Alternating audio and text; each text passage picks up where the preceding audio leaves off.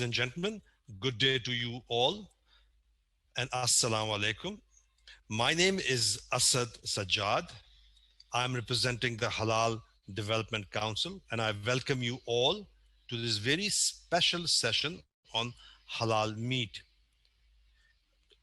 My organization is working in the halal space for over 13 years now, promoting the halal economy all over the world. And I'm proud to be here hosting and moderating this session for you. Today, we have a very special guest with us, Mr. Muhammad Hashim. He is the Assistant Director of JAKIM. JAKIM, as we all know, is the halal regulator for Malaysia, which is known as the halal hub for the world. And we all get our halal standards from Malaysia, let it be food, non-food or services. Malaysia has been the pioneer in all type of halal rules, regulations and standards. Mr. Muhammad Hashim is here on our very special guest and he's going to be talking to you all regarding the halal meat standards for Malaysia, for JAKIM, what are the requirements, what all you have to do to enter the Malaysian market as a slaughterhouse, as an abattoir. So I welcome Mr. Muhammad Hashim to this session and I will transfer my mic to him. Mr. Muhammad Hashim, over to you, sir. Thank you. Assalamu alaikum warahmatullahi wabarakatuh. Bismillahirrahmanirrahim. Alhamdulillah rabbil alamin wa salatu wassalamu ala ashrafil anbiya wal mursalin wa ala alihi wa sahbihi ajma'in. Subhanaka la ilma lana illa ma 'allamtana innaka antal alimul hakim. Thank you very much, Brother Asad Sajjad, for the introduction. Our honorable speakers also, Sheikh Ibrahim Ezzat, and I also like to thank the organizer for inviting JAKIM to share on our part. I will share to all of you, inshallah, today about the introduction to the Malaysian protocol for the halal production. Okay, next.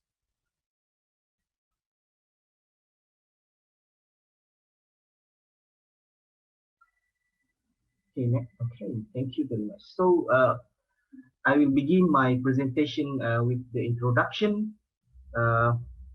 Until April 2021, a total of 68 establishments have been recognized by JAKIM to export their meat products.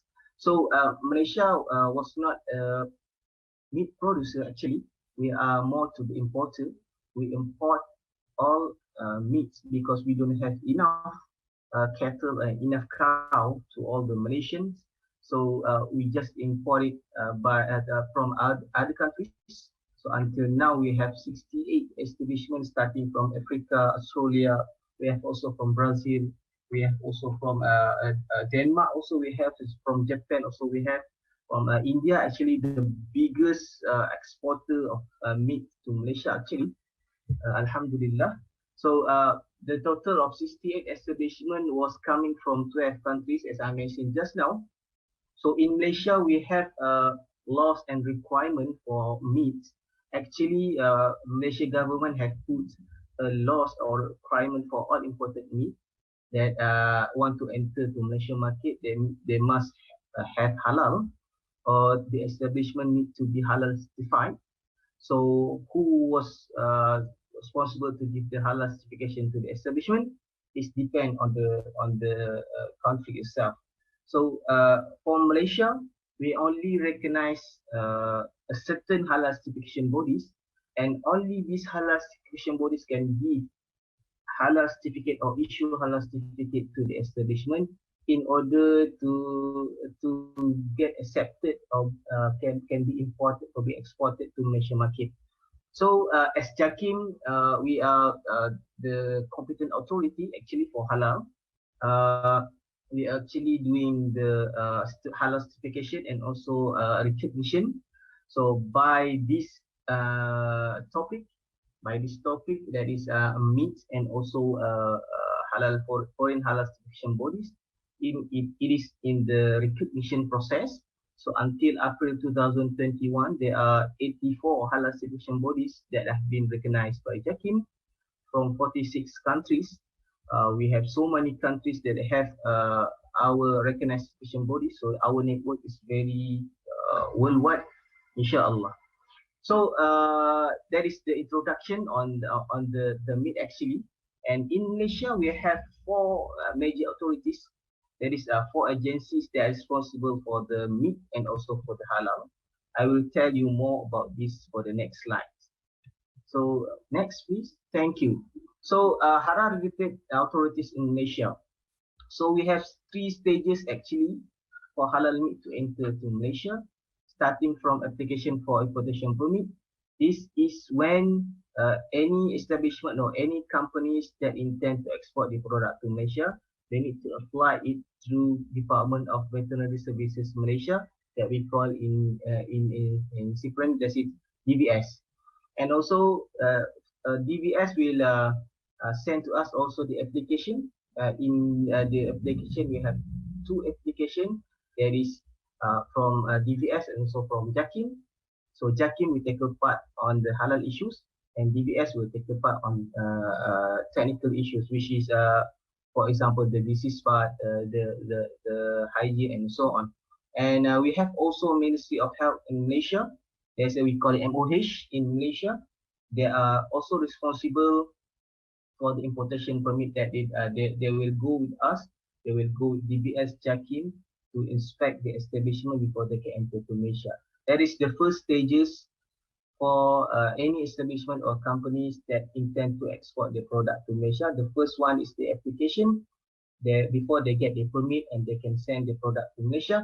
So the next one is on the port when they get the permission, they get the permit from DBS, and they get the approval from DBS JAKIM and also MOH, and also markis in the port. At the port, if let's say the meat product, the frozen meat come to the port. So there are two authorities there.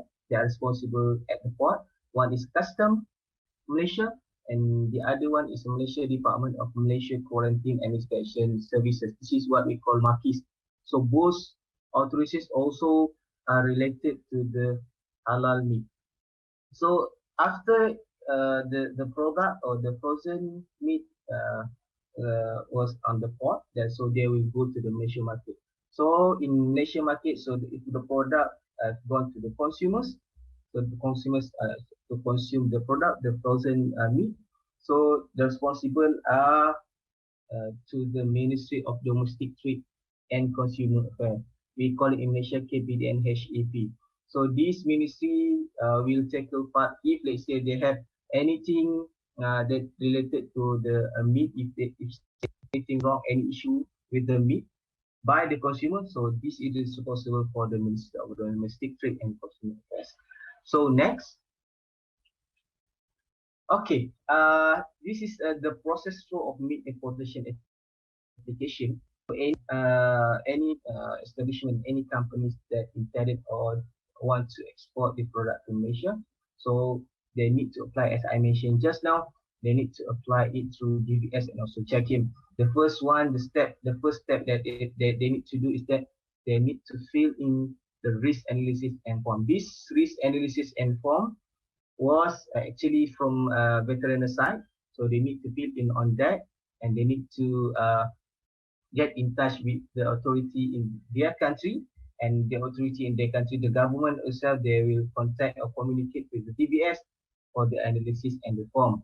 So after that, after they fill in on all the application form, they need to submit all the form to DBS. So by that, DBS will do adequacy audit, and also DBS will send the application to JAKIM. So JAKIM also will do adequacy audit on halal part. So on halal part, JAKIM will be responsible. We will check out whether this establishment was already certified by the recognized body or not. If let's say this establishment was not certified or been halal certified by the recognized certification bodies, then we will make a report to DVS, so that DVS need to communicate with the establishment to complete or to comply with all the requirements that have been stated in the protocol.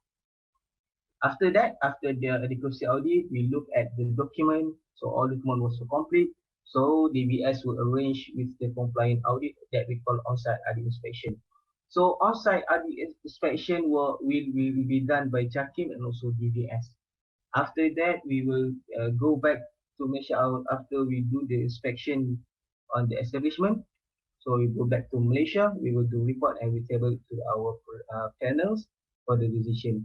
And if let's say the application was approved, then we will publish it on the establishment, publish in on the DBS site, and then they can just export the product to Malaysia, and then the product will enter the Malaysia freely. Okay, next. So, okay, inspection audit. So, as I mentioned also just now, inspection will be conducted by DBS and JAKIM.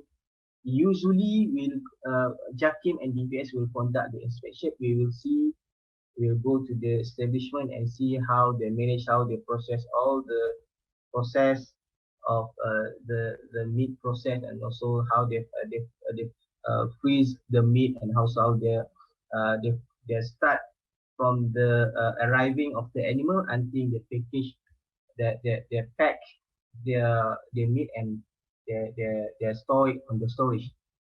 So basically, DBS and will tackle on technical part, and JAKIM will look at the halal part. So we will have two auditors from DBS and two auditors from JAKIM. So both auditors have their own expertise, which is DBS was on the technical and JAKIM was on the Sharia or on the halal part. So for JAKIM, we have the reference that is the Malaysia Protocol for Halal Meat. So I have this one. This is the protocol. So this protocol was actually we have notified it on the WTO, World Trade WTO. We have already notified it since 2000, I think 2011, 2012. We already notified it, and we will use this as reference. We also use Malaysian Standard 1500 and 2009. We are in the stages of developing new standard, which is a standard of slaughtering, but still in the process. Inshallah, in the future, maybe in 1 year or 2 years, we'll come out with the new standard of slaughtering. But meanwhile, we will use the Malaysian standards 15,000 and 2009, and also we will also refer to the Malaysia Fatwa. This is all the major reference that we use as JAKIM for the halal part. So, okay, next.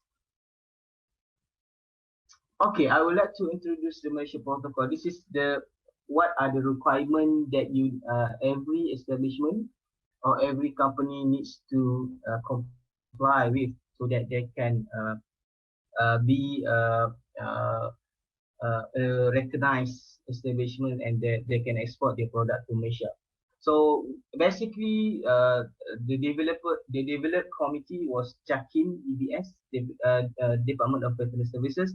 We have Department Standard Malaysia, we have Ministry of Health, we have Ministry of International Trades, and also we have CD with us in developing this protocol. So this protocol actually gives better and clear guidance in the production of halal meat and poultry.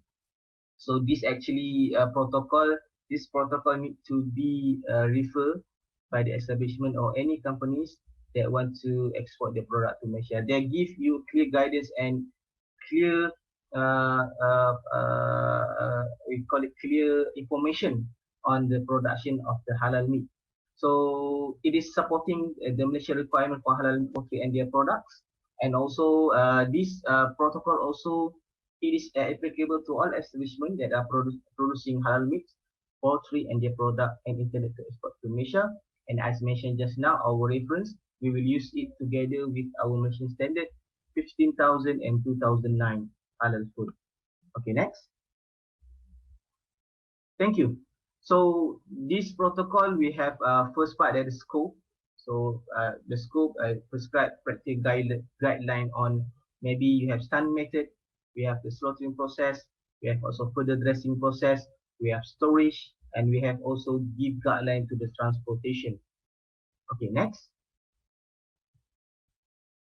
So requirement, we have general requirement, we have all the requirement that is we put in this protocol.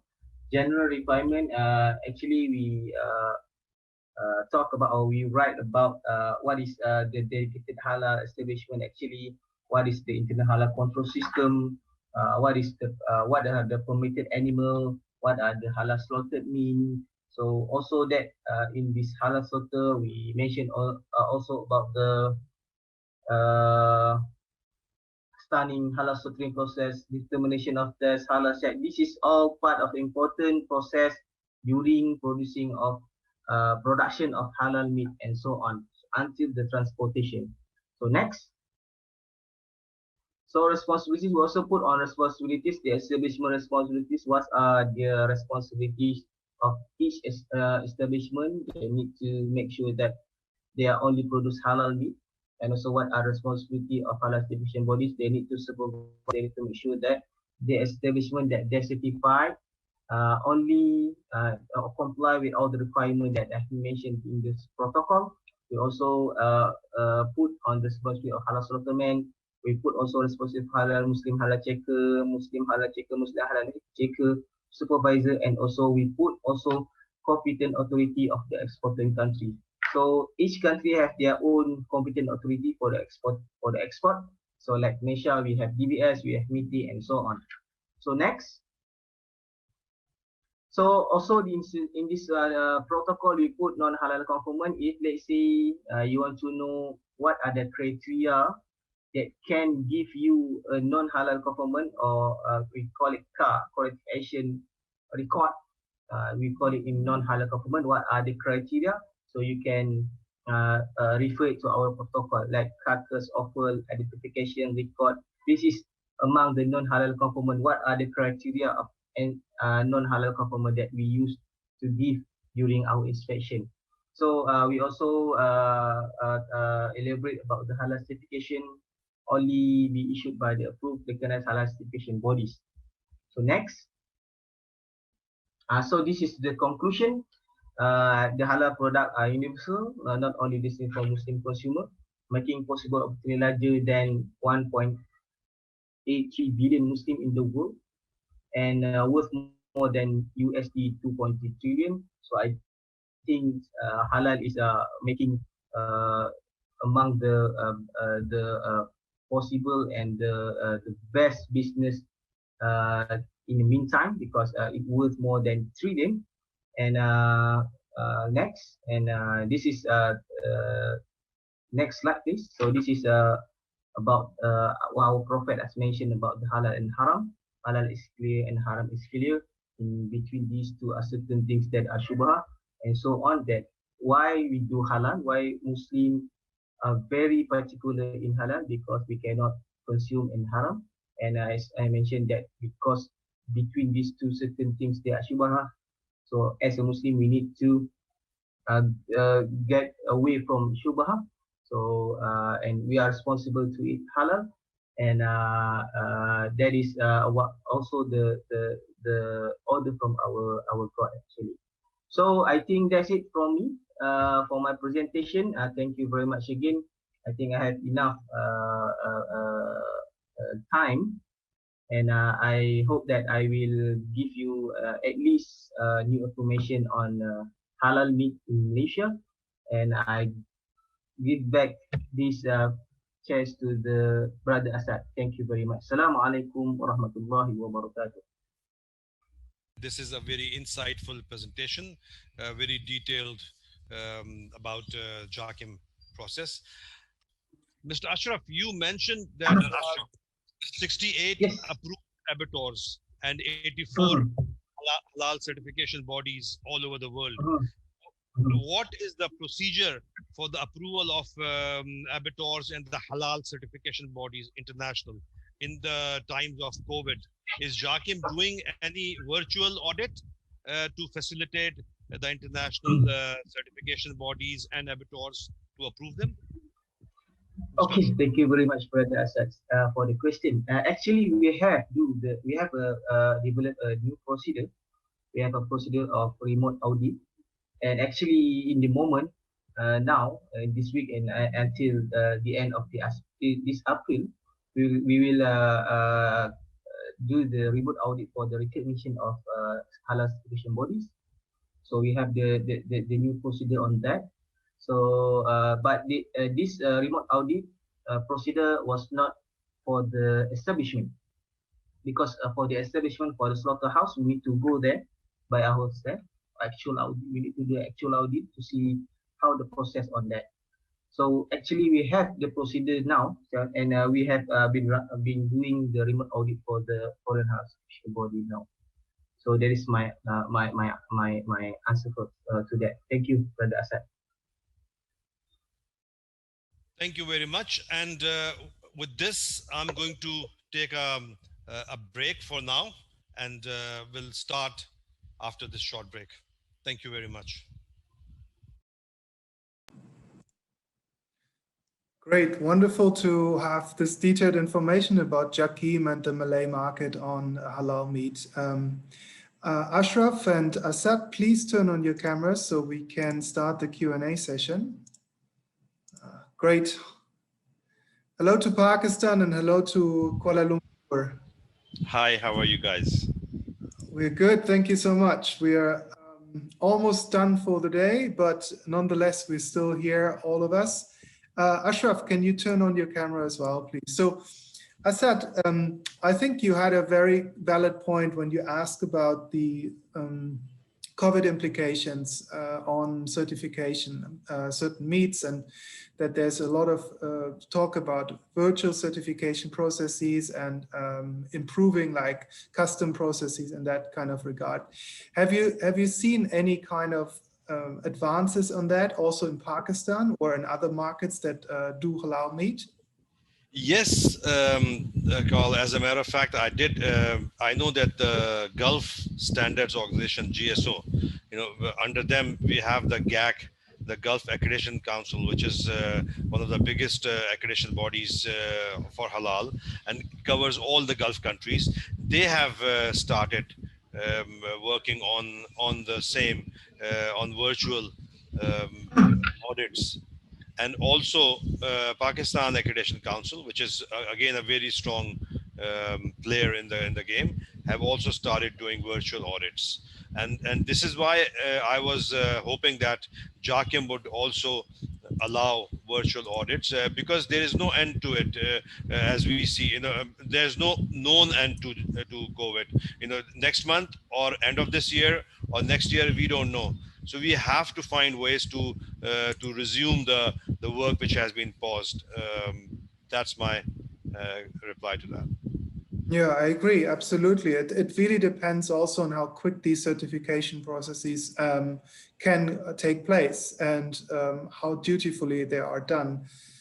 We have a lot of producers here today that are either very familiar with halal markets already or are seeking to enter new ones. So I'm sure certain producers from Europe may not be as familiar with the Malay market or the Middle Eastern market as you guys are.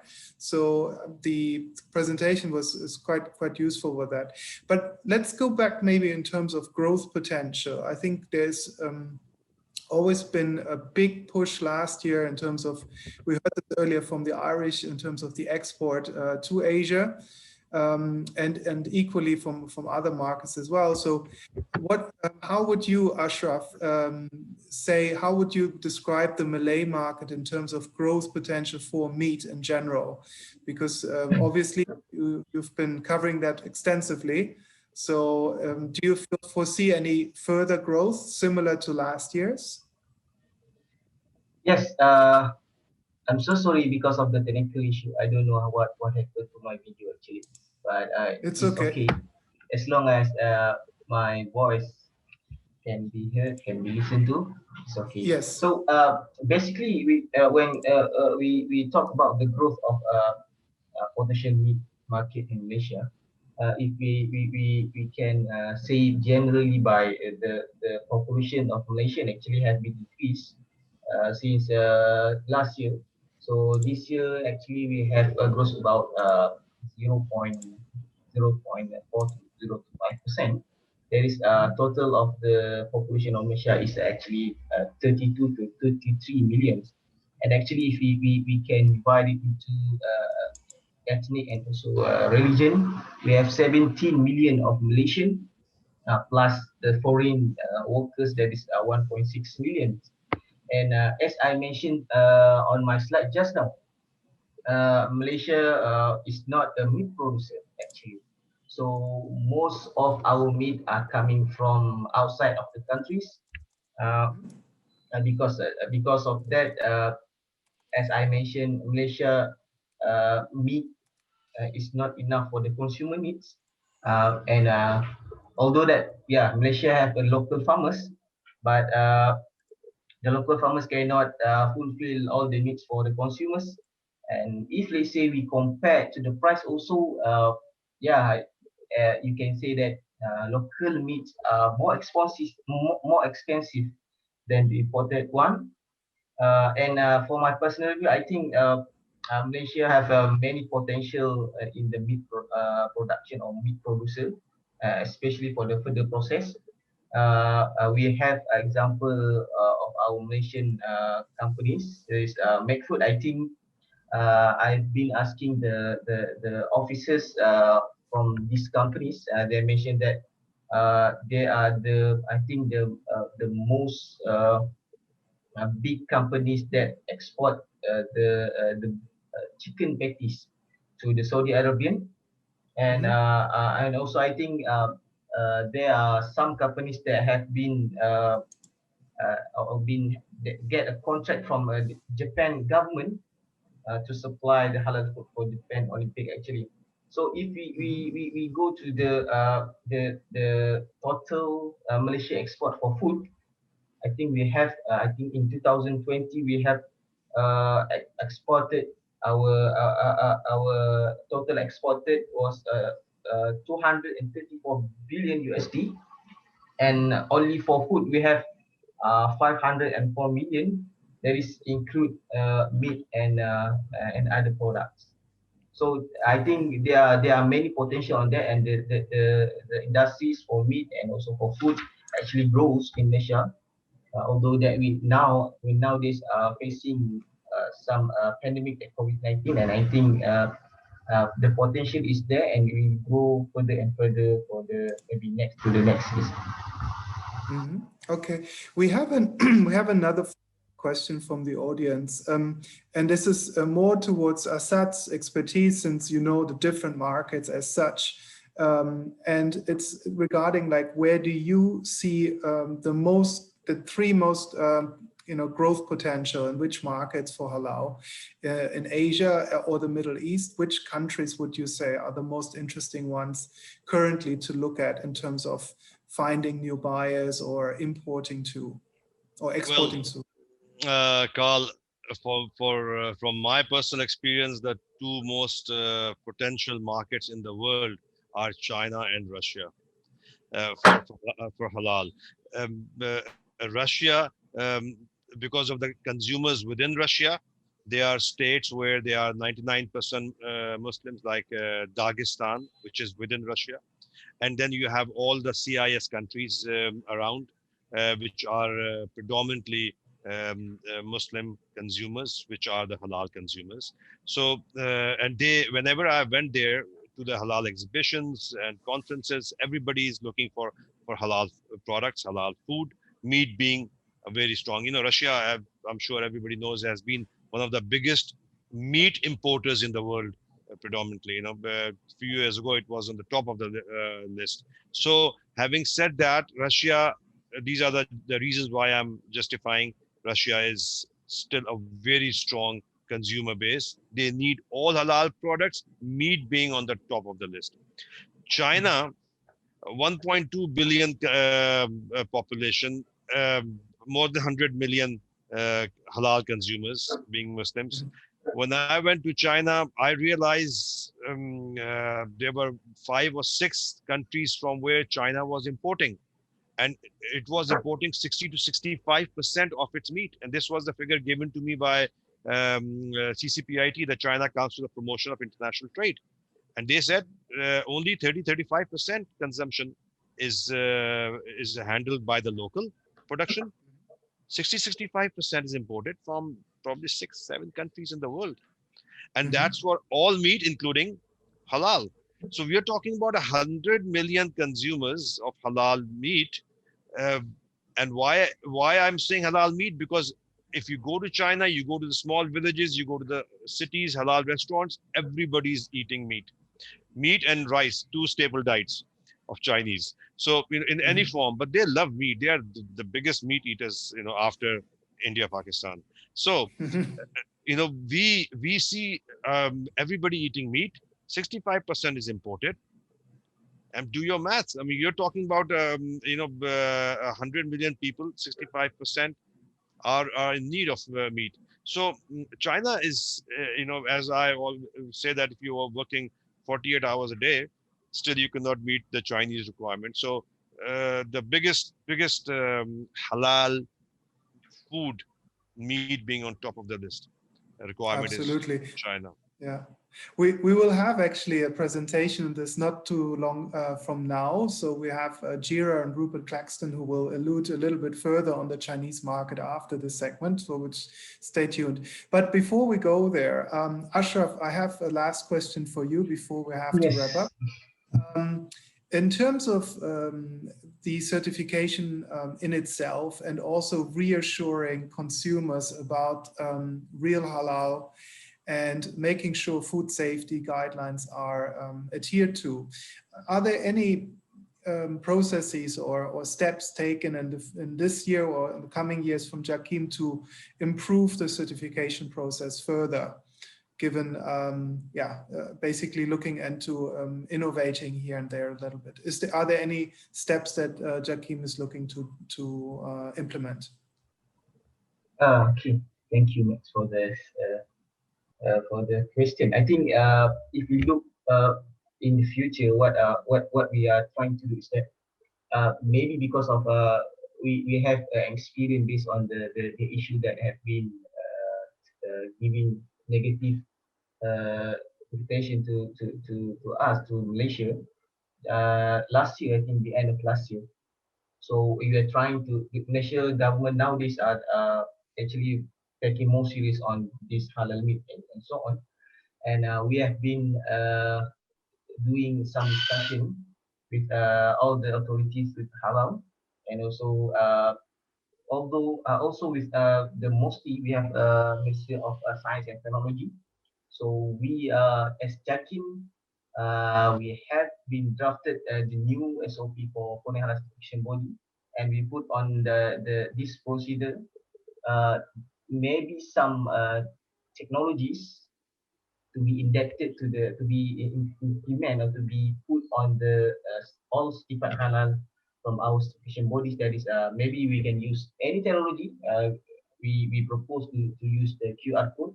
So as we have been discussed with the many ministries, there are so many technologies on that. So I think basically in the future we will tackle more on the chain of the halal, the traceability of the halal itself. So we tackle more on that. We make sure that all the product that come to Malaysia will be as genuine as from the source itself. That is from, I mentioned from my presentation just now, from the 68, only 68 establishments that have been recognized by Malaysia government to be exported to Malaysia. So I think for the best for our consumers, as I mentioned just now, most of the consumers from Muslim in Malaysia, we have 17 millions. So to be to take care of them, so we need to do that for the accessibility of the product itself. So I think that is our most concern part nowadays, and maybe in the future, maybe there will be some more. And I think for your information also, our government have put so many budgets for these halal issues.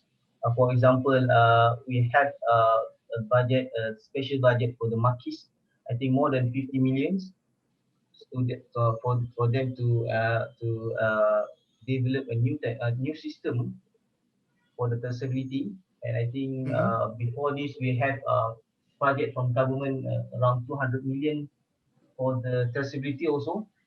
And I think I also heard from the custom also they are buying some new scanner for, and the scanner also have been put AI technologies. So I think we are more serious on that, and this is I think what we have been doing now, and I Okay. think for the best of the future, maybe these things can help the consumer to get a better understanding and better and genuine product that is imported from other countries to Malaysia. I think that's it. The question for me. Thank you, Max. Sure, sure. Thank you so much, Ashraf.